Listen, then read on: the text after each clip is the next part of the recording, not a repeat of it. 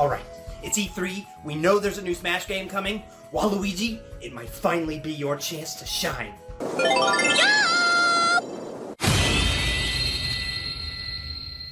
Daisy? Well, that's kind of unexpected, but hey, maybe there's a shot for Waluigi after all. You can KO assist trophies by inflicting damage, and now you get points for it too. No! No! No! Oh, no! Oh,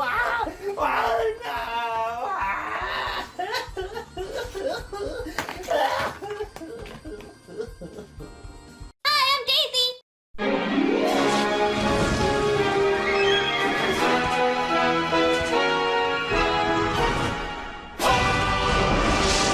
If there's one video game series that knows how to build anticipation and hype more than any other, it's Super Smash Bros. In my 20-something years of playing video games, I've never seen a game bring as much speculation, discussion, and a lot of fanboy delusions to a community quite like a new Smash game. And why shouldn't it? It's a brilliant party fighting game with all your favorite Nintendo characters and even some third-party icons. There's so much to talk about and look forward to, it's hard not to get caught up in the hype. And with each new reveal, the hype just grows more and more. Who could ever forget unlocking Mewtwo for the first time? Or finally seeing Sonic the Hedgehog and Mario duke it out? Or, more recently, the reveal of fan favorite Ridley. Smash knows how to build excitement and keep it going up through each release. And since Smash hype is literally the only thing I can think about all day long, I've decided to get nostalgic and take a look at the top 10 most hype Smash reveals throughout the series' history. Let's get it going. Up until writing this script, I wasn't actually sure if I was going to include this on the list because it technically isn't a reveal. The game was already out by the time this aired, and if you had the internet or Nintendo Power or something like that, you already knew about the game. But as a kid who had none of those things, TV commercials were a primary way for how I learned about video games. And imagine seeing this for the first time. Me and you and me, no matter how they toss the dice, it had to be the only one for me is you. Happy together. Something's gone wrong in the happy-go-lucky world of Nintendo. Mario, Yoshi, Donkey Kong, and Pikachu all in the same game? And they're beating the crap out of each other Looney Tunes style? This is amazing! The commercial for Smash 64 is one of the most iconic game commercials of all time, and still one of my favorites. It was how I learned about Smash Bros. And would later go on to rent it from Hollywood Video because of that ad. It might not have been a proper reveal, but for 9-year-old me, it was the first time seeing a series that would go on to mean so very, very much to me. Also, I got to see Donkey Kong throw Pikachu around by the tail, and that's just awesome. I've been following the Smash scene for about 15 or so years online, and if there's one character that has been brought up more than any other in those 15 years, it's Ridley, Samus's arch-nemesis from the Metroid series. Ridley? Time and time again, people demanded Ridley, and time again, he was left off the roster. Series creator Masahiro Sakurai said himself in an interview that it was actually difficult to make Ridley work and keep him true to his character, which is something that is important to Sakurai. That's why, even though he was never playable, Ridley still made appearances in some way in every single Smash game. I was pretty convinced that because of this, Ridley never had a chance. If Sakurai could make it work, he would have already. So I joined in the memes that he was too big and stuff like that. Anytime Ridley was brought up, I was quick to shoot him down, even though I knew he deserved it more than almost any other character. But with the announcement of Super Smash Bros. Ultimate for the Switch, came the reveal that Ridley was finally going to get his day, complete with a sick-ass reveal trailer. Mega Man and Mario just get straight murdered! You can see in a reaction video I did that I couldn't believe they actually did it. Are you fucking kidding? Oh my god! Are you fucking kidding? Banjo-Kazooie! No way! Oh man, I've shit on this guy so much. But you know what? I'm glad they did it. And the reveal trailer is one of the best reveal trailers I've seen for any character. It was a fan-pleasing moment with a fan-favorite character that has been left out for almost 20 years. Ridley's time was overdue, but I'm stoked he's finally getting his chance to murder every single one of my favorite video game characters. Too bad his reveal was immediately undermined by all those shithead Waluigi piss boys mad that their precious meme character didn't get into the game.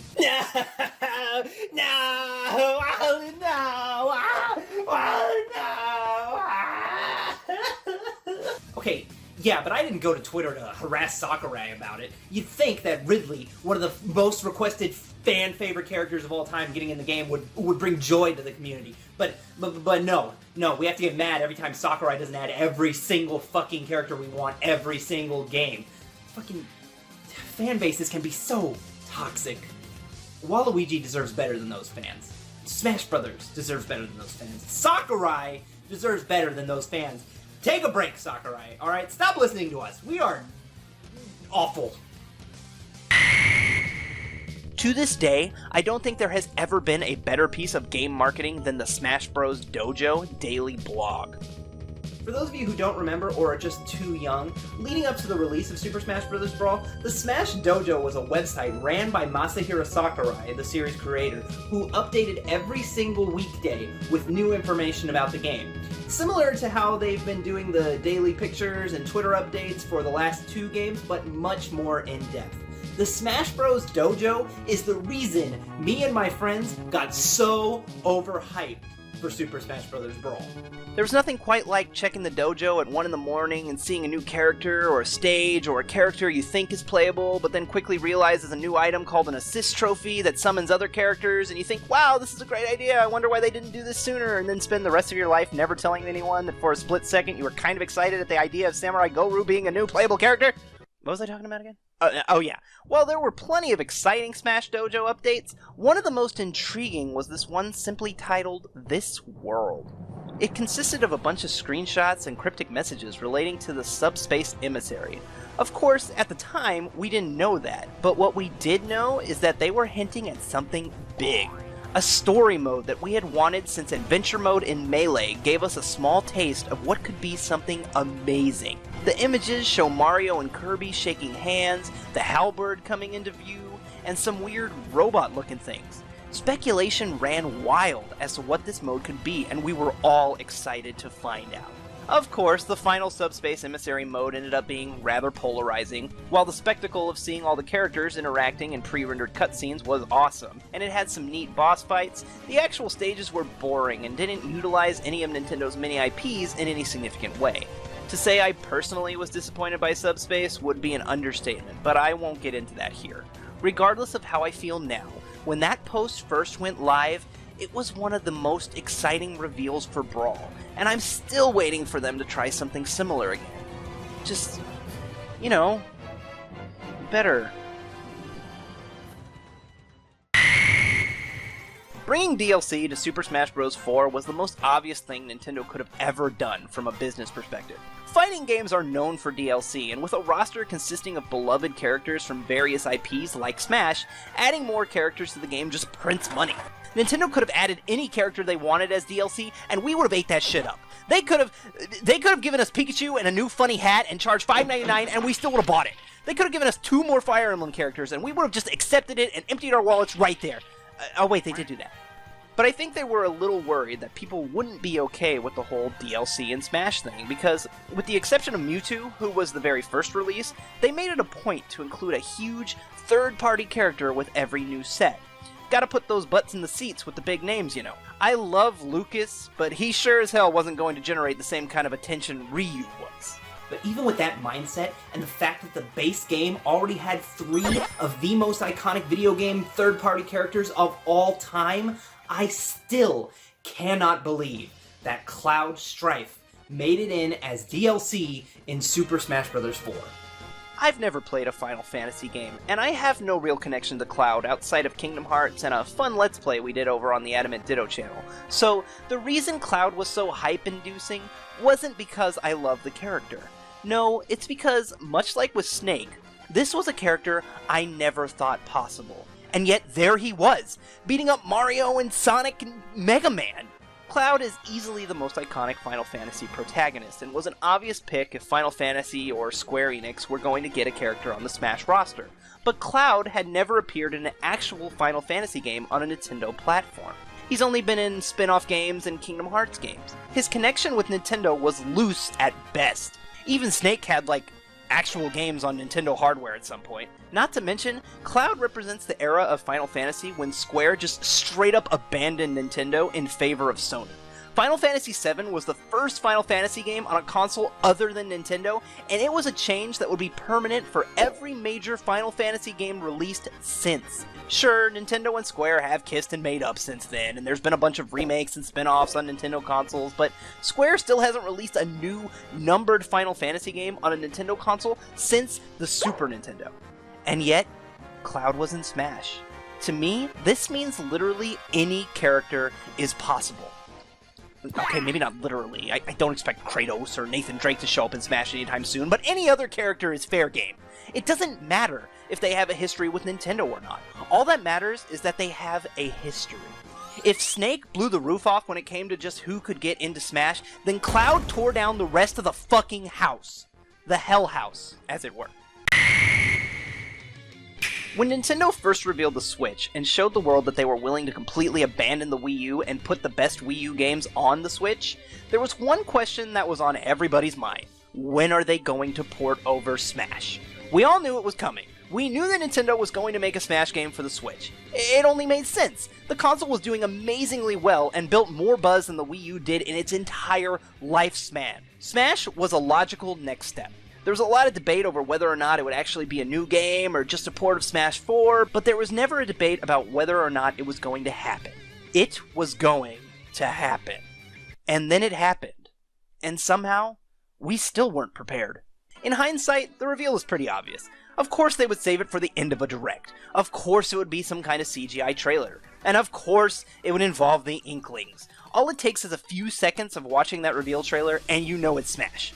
They just got done talking about Splatoon 2 for 10 minutes. They weren't going to talk about it even more. But in the heat of the moment, it was easy to just get lost in the animation. But once that music fades and the light dims, oh man, it is a thing of beauty. The reveal of the flaming Smash symbol in the Inkling's eye is one of the most ominous, kind of terrifying, but still incredibly awesome reveals I've ever seen. Follow that up with quick glimpses of Mario, Link in his Breath of the Wild design, and the silhouettes of 14 other characters, and yeah, it sure as hell got the hype train going again. And that was it. That was all it took. Smash was coming to the Switch, and we were all ready to jump right back on that hype train and speculate our brains off. It was a short video, but that didn't stop it from being one of the best reveals I have ever witnessed. Smash or not.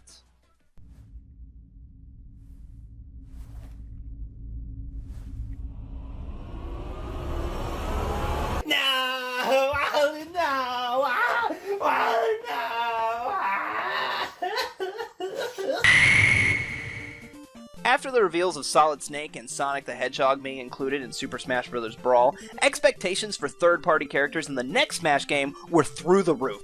Sure, there were plenty people wanted and expected, but there was one character that was pretty much unanimously decided as the most wanted new third-party character.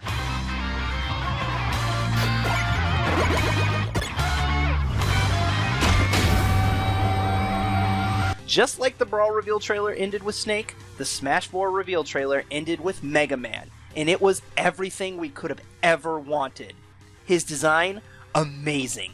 His moveset, while we didn't know every move 100%, the trailer made a point of showing a ton of different Robot Master moves, including the infamous Metal Blades. This 2-minute trailer showed the world that Sakurai understood what made Mega Man special more than Capcom had for the last 10 years. It was the best Smash 4 reveal for a long time, and certainly a fan-pleasing moment.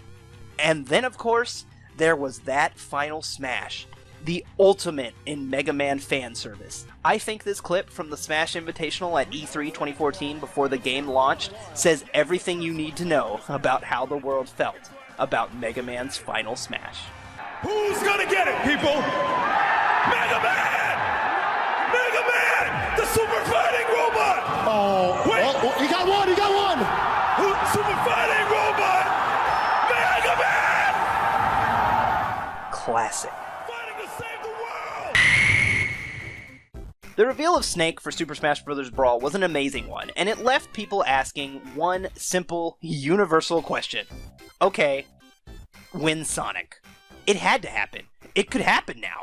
Third parties were in Smash. The floodgates were open. The hatches are open. And we all knew it wasn't so much a matter of if it would happen, but when it would happen. I remember the Smash Dojo being late with its update, and since I was still in school, I had to go to bed. But for whatever reason, I couldn't sleep that night. I checked the site at about 2 a.m., and there he was. Sonic the fucking Hedgehog was in Super Smash Bros. That trailer was awesome. There he was, beating the shit out of Mario as Live and Learn blared in the background. It was beautiful. And it even ended with a glimpse of Super Sonic, which we knew would be his final Smash, but it was nice to see it anyway. We didn't even care that this announcement came attached to the news that the game was being delayed again, because it didn't matter. Sonic was in Smash. Something we dreamed about but never even thought was possible. Hell, we wanted it so bad, we all fell for that cruel melee hoax EGM did that one time. Don't lie, you know you tried it. But it was real now. He was really in. If I could tell 6-year-old me that one day Mario and Sonic would be in the same game, I would have called you a stupid head and thrown my Buzz Lightyear doll at your face. But man, did I sure feel like a kid again when I saw that reveal at 2 a.m. on a high school night. I wasn't a kid. I was a teenager, unable to sleep because a cartoon hedgehog was in a game I really wanted. Next! Smash is a very unpredictable series. You never really know what's going to happen with, well, anything about the game, to be honest. And even when you do kind of have a sneaking suspicion that something is going to happen, that doesn't make the actual reveal any less magical.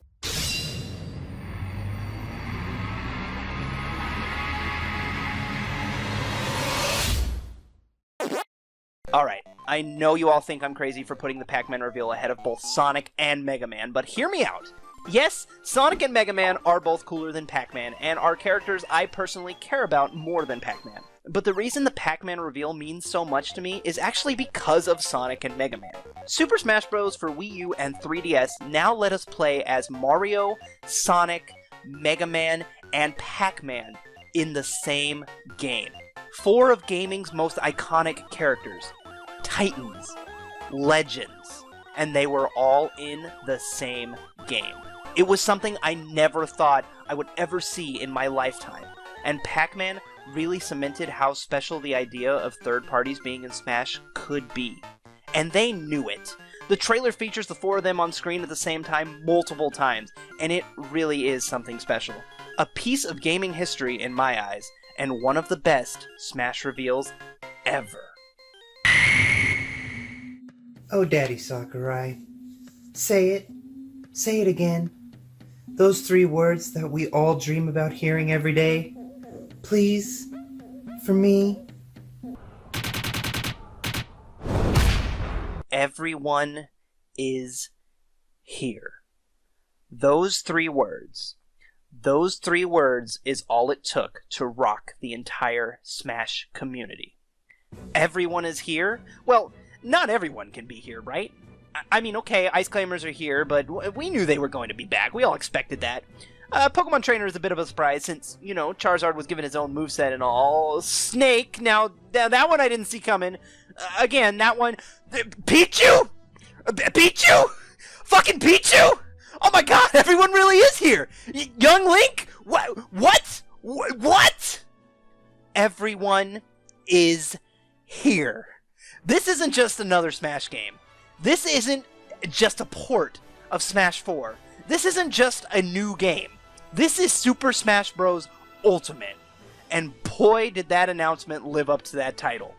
All 65 past fighters from Smash history. This was everything a Smash fan could ever want. Ridley was just icing on the already sweet 4,000 calorie carb-filled cake. What an incredible reveal. And I'm sure you're all saying, if Smash Ultimate isn't the #1 Smash Bros. Reveal, then what is? You've probably already figured it out by now. It's the only thing missing from the list. But before we get to it, let's do a few honorable mentions. Most of them are just Smash 4 character reveals, but I feel like they're worth talking about. Little Mac was a character I and a bunch of other people in the community fully expected to show up in Smash 4, but that didn't make his reveal any less awesome. The art style, the music, it was super cool. Top it off with a fighter who had a unique gimmick and looked fun to play, and you have one hell of a character reveal. When Lucina and Robin were first revealed, I hadn't played Fire Emblem Awakening, so it wasn't quite as impactful as it would have been had I been more familiar with the characters. What made this reveal great is the fact that nobody really expected it. Everybody kind of assumed we would get a new Fire Emblem character. Awakening basically saved the franchise after all, but everybody was guessing either Chrom or Lucina. Nobody expected we'd get 2 characters, and nobody definitely expected Robin. These surprise reveals are the kind of reveals that make the lead up to Smash something amazing.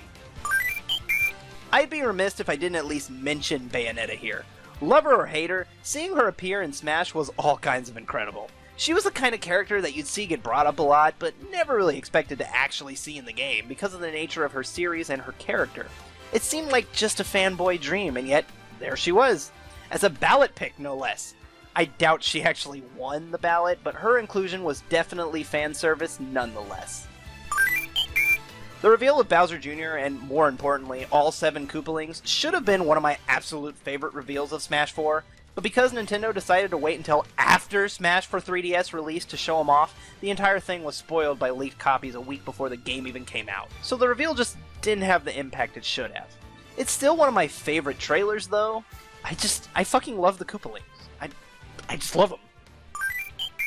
You probably noticed that I didn't include anything from Melee on the list. Frankly, I don't remember seeing any Melee reveals before release outside of some magazine articles. I wanted it because I played it at a friend's house and thought it was the coolest thing ever, so I don't have as much of a connection with the lead up to Melee as I do the other games. Sorry if that's disappointing to anyone, but I didn't want to talk about something I didn't have any real experience with. Diddy Kong should have been in Melee. He wasn't. He was screwed. But hell yeah, I was excited to see him in Brawl. Long live the boy, baby. Hoo-ha! The winner is... The year is 2006. Nintendo is ready to rock the world with their brand new console, the Wii. It had a funny sounding name, but everyone was curious just what they were planning.